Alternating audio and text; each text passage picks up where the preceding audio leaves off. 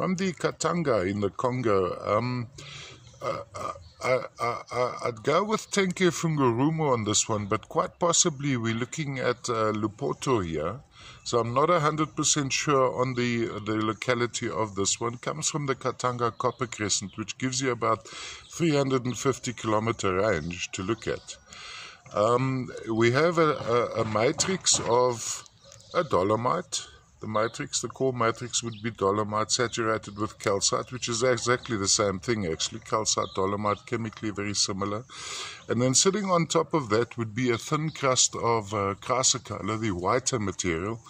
And then the blue material, I suspect, is some chalcedony, maybe with some druzy quartz sitting on top. So if I mention in my description druzy quartz and chalcedony, because quartz and chalcedony are actually one and the same, I'd be talking in terms of tiny quartz crystals sitting on top of the typically botryoidal chalcedony. The other crystallization, these little crystals, I'd have to look under magnification. Most likely some heterogenite, but could be malachite or some of the other green rarities from the Katanga. From a display point of view, I quite enjoy this angle. Or we could stand it up this way as well, across like that.